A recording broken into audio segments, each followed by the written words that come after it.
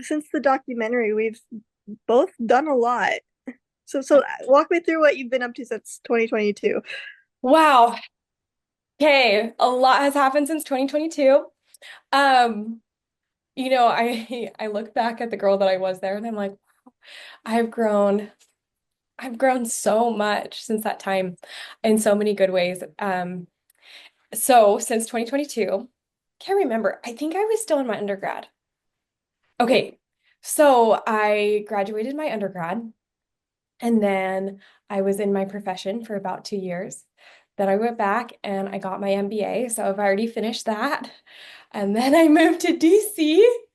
And then, oh, I also became a certified financial counselor, certified financial instructor, and became the financial educator day of the year. So I've done a couple schooling things since then, which has been crazy.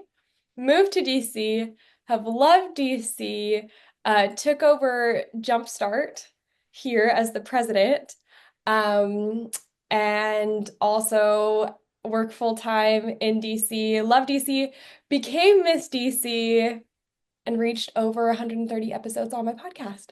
So Awesome. it's been a whirlwind. Yeah. And I cannot believe you found the time amongst all of that to learn to knit. Hilarious. I've shoved my knitting on that side of my couch behind me. It was in the picture that I shoved it. Knitting's been fun because it actually keeps my hands warm backstage before going on and playing the harp. Oh, The okay. perfect thing, and it's like the perfect thing to like just not have technology to cool down at night. Yeah, that's awesome. Yes, Lacey loves her hat, by the way. Thank you so much. So glad. I'm so glad. Um, so wait, so when did you decide you wanted to compete for Miss DC? Yeah, so I decided as soon as I knew I was getting a job transfer to DC. That was kind of a wild ride. I hadn't planned on moving. And then I got the job and was so excited. I had thought about DC for a while. Like my family is from DC. And then I was born in an Air Force base, but my mom was born in DC and my grandma taught school here. So I'd wanted to come back here. I just thought it was further down the road for me. And then I got the job transfer here. Was so excited. Um, and it all just lined up where it was like, yes, okay, if I'm getting transferred, I want to do Miss DC. And I'd always joke to my mom because the last time we had talked in 2022, I was about ready to be done competing and I had put that away. But my only like clause asterisk was, oh, if I compete in anything else, it would be in DC. But I wasn't living in DC. I wasn't in school in DC at that point in time. So it was always like, well, okay, then I'm done. And then by miracles, I moved to DC and I'm so grateful. The Misty Seat Network out here is amazing. I love it. Yeah, that's awesome. So, what opportunities have you been given that, like, as Miss DC that you wouldn't have gotten otherwise? Wow. So DC really is like the international center for the United States. And part of that really feeds into Miss DC is that you're seen as like a representative for not only DC, but DC always represents America. So there has been opportunities internationally that you can only find here. And it's fun. I've worked a lot with the embassies. I've become really close with the madams of the embassies or the ambassadors. And it's like you go into the embassy and it's like you step into another country for a day. Yeah. And that's been really fun. So I think my favorite event with the embassies has been the Malaysian Songkit event. And Songkit is like their native fabric that's has little tiny threads of gold woven through the fabric. But they had the Crown Prince of Malaysia come in. They had me as a model with their Songkit. They had like a very specific Songkit outfit that I got a model for the Crown Prince of Malaysia.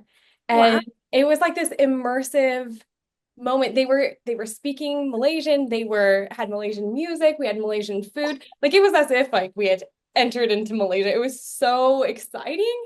And then it was just really opening for me also to have not just learned about a culture, but participate in it. Amazing. Yeah, that's really fun. Mhm. That's awesome. Um, So what are you doing right now? So, our original documentary focused on preparation for Miss Utah. So what are you doing right now to prepare for Miss America? Yeah. It's like it's so exciting. My heart like stops when you say like for Miss America. I'm like, this is real. Like this is actually real. I'm so excited. So a couple of things, kind of like multi-prong. Um, First is service in DC. That has been one of my primary focuses of prepping for Miss America. I want to make sure I'm doing as much, integrated as much into DC as possible, which has been wonderful. I've been teaching budgeting classes. I've been out in the community in all of our different wards that we have here. I've been playing the harp, been out and about. So that's like first prong of preparation. I've really wanted to focus on service because the Miss America opportunity, that's the life-changing part, is if you really get involved in the service part, then your life will change forever. So that's been prong number one. And then the second prong, for Miss America, the interview really is one of like, it's your first impression, it's a big part of your score, it's huge. So I've probably interviewed over 300 hours Oh my God. between like it has been a lot of interviewing because that's important to me. And it's also a skill that I will take for the rest of my life. So it has been, I thought I was prepared way back in 2022, and I was. We are at a whole different level of preparation at this point, which is kind of fun because people ask me like, "Oh, are you nervous?" But at this point, I'm not nervous because I think I've covered almost every question you could possibly do. And I'm like, I interview in my stress dreams are me interviewing. Like we're to that point. And I made a goal to at least do 50 different harp performances of my piece. We've surpassed it. We've done it a bunch of times. And that's the same thing too. I can literally do these things in my sleep. But because of that, I'm at a different level of preparation where it's fun. Now with my harp piece, instead of like thinking about it and like, okay, I need to nail this, I play with it. And so depending on how the audience is, I'll hold a note a little bit differently, or I'll speed something up, or just to go with the flow of the audience instead of just like, I've memorized this and go. So we're at a really fun spot and I'm so ready to go, which is exciting. That is super exciting because it's like less than a month away. Yeah. Yeah. Like I start driving down in 2 weeks. Oh my goodness, I'm so excited for you. I'm excited. Um, so what is different? Is there anything different for preparing for a state title or a local title than Miss America, or is it the same competition all the way up? I think it's really a lot more of your mentality. It's the same. That's the best part. Local, state, nationals, it's the same competition. It's the same areas of competition. Like there's nothing different in that sense. Hopefully my effort and preparation has been consistent throughout. Because really, if I were to give advice to any person starting in the Miss America program, train for nationals when you're at the local level. Like if you're a Miss City, be thinking about being Miss America and answering as Miss America and having that everything interview talent that prepared, and you will do so well. So I think honestly, it's just been the only difference is hours that I've put in. And there's always that research done of like 10,000 hours makes you a professional at something. And at this point, I've been doing the Miss America program since 2016. So on some of these things, I'm like, ooh, yep, I hit 10,000 hours on that. Like, Yeah, it's kind of crazy. I'm like, I might have interviewed for 10,000 hours at this point, which is crazy. yeah. So That's I've awesome. just hit that like comfortable point. So just hours, but everything is the same. Okay, that's cool. Um, so what opportunities are you hoping to get with Miss America, like as that national title holder? As Miss America, Hmm. I kind of see this year a little bit different as a lot of people come in saying, okay, as Miss America, I want these opportunities. And I feel so grateful and I get a little emotional, especially as I feel like I'm full circle almost going to Miss America. I want this to be my year to give because instead of trying to like get certain opportunities, I want to be out there every single day giving back to this program. Because I look at myself even from 2016 to now, and then I go back to, sorry, not 2016, from 2022 to now, and from 2016 to now. what the Miss America program has done to me is just proof that the Miss America program works. I am now a woman with an MBA, out of debt, in a job. I've gone from specialist to manager to now a president of a company. All of this because of either the Miss America program or what the Miss America program has helped me become in my interview or the network of Miss America program. It has launched my life and has taught me what true success is, which is becoming someone. And I've become someone that I'm really proud of because of the Miss America program. So at this point in time with Miss America, I want to give my time, my talent, my energy, my influence, my everything into giving back. Because the Miss America program has already given me all the opportunities, has already literally launched my life, my career, my salary, paid off my debt, all of these things that I want to just scream to the world or gently nudge that this program works, that this is an empowerment program for women, that this is an opportunity to launch your life, whether or not you win, that it will launch your life into better circles, into interview prepping, into a world that was never open to you before. So I'm looking to give every single day. And being Miss America, you only have 1 year. And so I want to use every single minute.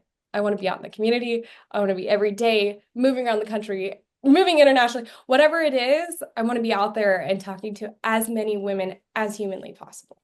That's awesome. I love that. So that takes me to my next question. So I watched the last year's Miss America competition, and so I have a question about the fitness program. To me, it is not any different from the swimsuit portion. How can you explain to me, like as an audience member, it looked the same? Sure. How is it different? Yeah, great question. And that's hilarious because I just came from the gym and you're getting gym hair. I'm like prepping for the fitness competition. So I competed both in 2016, I did swimsuit. Now, and then I competed in the middle of that where we didn't have either. Now I've competed in fitness. I actually love fitness. And the reason why is it's all about true overall health of a woman, not a body shape, not a specific look. Back with swimsuit, I felt like there were certain trends of being looking a certain way. Now it is fully focused on truly being fit. My muscle mass has gone up and it is awesome. And there's a difference between modeling your body in heels versus being fit on stage in sneakers. And now we're fit on stage in sneakers. Like we are put in context with fitness, what it should look like, how you walk out for pickleball. Like you look like you're going to walk out for pickleball at this point in time. And although we still are like doing a peppy walk around, which is honestly like a cheerleading walk, it is put into that health context. We also have a health statement. We submitted that with our paperwork of what's your health initiative. It's all about health. And to be honest, I've seen a switch in mentality backstage. Before, I used to hear backstage of like, oh, crazy diets or this and that. Which that's fine if you want to go on a diet, making sure that there's balance and healthy. But now what I hear is functional fitness is about getting strong. It's about lifestyle changes and it's a whole different mentality switch. So even though the portion on stage may look somewhat the same, the mentality switch has been huge. It's been healthy. It's been wonderful. And the scoring really isn't on the body type, on the body look. It's about that woman's walk and their overall health initiative and how they exude health and can be an ambassador for health and also Rebel, the sponsor. Okay, that's awesome. Yes, I felt like there was something different backstage because I was just like, Oh, KDM was telling me one thing. huge. Yeah. Yeah. No, it's like, it's crazy because it's like a huge backstage switch, which I think that's like the biggest switch where it's like, okay, on stage, like it might look the same, but the backstage mentality leaps and bounds different. Also of like what women admire as like, this looks healthy back in swimsuit. It was not necessarily balanced. And now I am like shouting for joy and praising how women, like we had women backstage of like, oh my gosh, your arms are so buff. Like that is an awesome conversation to be having, right? Yeah. Instead of like, oh, like you've dropped 1,000,000 pounds. It's like, I've gained weight because my muscles are so buff. Like Yeah. that is like the right mentality. That's the right lifestyle. It's promoting women and health. So backstage, the reactions, the women, it's night and day, and I'm so grateful for that. And also, some people now are like workout buddies or companions, which for me is great because, like, you want to work out and then, you're human. You also want to sleep in. But if you have Miss South Dakota checking in on you, like, hey, I did my run today, did you? It's legit, right? Yeah, that's awesome. Um, so how let's see. So how do you feel about, so another concern I had was when you're on stage, you're Miss DC, like you're not Katie and you're Miss DC. So how do you configure your own identity with like the title of Miss DC? That's a great question. Um, I consider myself a full-on Washingtonian. And so to me, honestly, they're kind of one and the same, where it's pulling out the very best parts of myself are the best representations of Washington, D.C. Because D.C., man, there are educated women. And so Katie Ann's got to be her top game, smartest self because I am representing those women and I'm representing myself. There are some talented people in DC. So everything, I think maybe what it's done is having the true honor to have Washington, D.C. on my sash, literally like over your heart, right? um, has just elevated me to my top game because man, our Washingtonians, these are like the best of the country. And I want to make sure that as I carry their name, our district, that I am representing those women, these people here in the district. So I think it's just taken who I am, Katie Ann, and just like made me that truly best version of myself because I have so many people and friends that I want to make sure that I'm honoring on that stage. That's awesome. I love that. Um,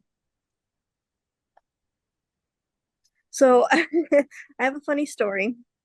In doing research for this interview, I went to ChatGPT and I said, ChatGPT, who do you think is gonna win Miss America 2025?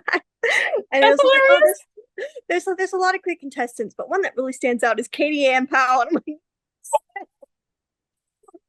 Let's go. That makes the whole day. Woo, woo, woo. $300 interview, baby. It'll get you yeah. somewhere. So I thought that was funny. That makes, I'm literally gonna try that afterwards and then probably print that out and put it on my fridge. So I'm like, we got this. Go, go. yeah. So are you going? So after Miss America competition, what are you going to do with your life? So are you going to keep doing pageantry, or are you going to stop? And Well, hopefully I'll be on a plane to Good Morning America as Miss America in yeah, that first interview, right? So the plan A is Miss America, right? Crossing yeah, our but post competition, or if I have the honor of coming back and representing DC, or post all of that, I'm about to age out of the Miss America program. So I am officially, I know I've said it before, but I will actually be done. But I'm also done because truly the Miss America program is all about empowering women to provide them the next step. You're not supposed to do this program for the rest of your life, right? We don't have it open to 50-year-olds because it's supposed to prepare you for that next step and to move you on. And at this point, I'm so grateful. I'm ready to launch into my life. I'm already the president of Jumpstart. I'm doing my passion. I am well into my podcast, hoping to grow that from the top 10% to top 5% into my career. Like we are just launching into life. And at this point, like a couple months ago, I finished my MBA. I'm done with school. We're just going full force into career and empowering women to be financially literate for the rest of my life. And I have the right network now. I have the right people. I have the right organizations that I'm right after this. I'm ready to go. awesome. That's good to hear. But it's weird to have like this part phased out of my life. Mm. like I said, it's supposed to go. It's supposed to, you're supposed to miss it. You're supposed to love it. But also, our alumni network is one of the best. We still all get together. You have the Miss DCs all getting together, and they're like, there's Miss DCs from 30 years ago, and we're still an organization together. I think the other part of this is now that I won't be a title holder, it's my time to give back. It's my time to also help the organization, be a volunteer. And so there will always be some level of involvement in my life. And as my tasks go up and down throughout life, I'm sure there'll be some greater involvement and some smaller, and that'll oscillate throughout my life. But I will always be, my heart will always be with Miss America organization, and I'll always be there. That's awesome. Um, yeah, you ran me out of my questions. I hope that's good. That is good. I'm just so excited for you. Like I'm gonna be watching you. I've researched how to stream it, right? Go on their website and stuff, and I'm sad I can't go be there for you in person. But did your parents? How are your parents doing? Did they get tickets? Yeah, they got tickets. We're all good. This is making me emotional because like you've been there. Oh gosh, for like literally the whole thing. Like literally since 2016, like you've seen it. And I think I've had a lot of full circle moments with people. There's you, there's a couple of my coaches. You've seen what's happened to my life. Like you've been there. Your life has had beautiful trajectories. And I think I get so touched because um like we're almost a decade later and you still show love and care for me too. And I'm so grateful for that. And like that's what I'm bringing into Miss America. Like I feel so honored that I get to do this with you right beforehand, before like launching off into Miss America. That like you're still caring. Oh my gosh, I'm crying. Well, like you still care since 2016. Um, and like we've created this lifelong friendship. And oh gosh, that's what I'm thinking about when I'm saying I'm Miss Washington, D.C. is it's I'm thinking about that it hasn't been me this whole time who's done everything. And sure, I put a lot of effort into it, but I could not be successful without my loving network, my people who have invested time, thought, and energy into it. So, it's so funny. Like, I think about when we did that documentary, and I was strong and I was ready then. Like, um, but I'm not the same. I am the same person, but I'm just more of that person now to a different level in different areas that I never thought possible. And that's exciting. It is exciting, yeah. Well, thank you so much for spending the time with me today. I just wanted, mainly just wanted to express, like, just kind of update the documentary just to see where you've grown and how you're preparing for the next step and to generate excitement for you because this is just so exciting for you and I can't wait to share this with everyone that you're doing it. You're living your dream. Like this has been your dream for like 8 years. I know, it's like crazy. It's crazy.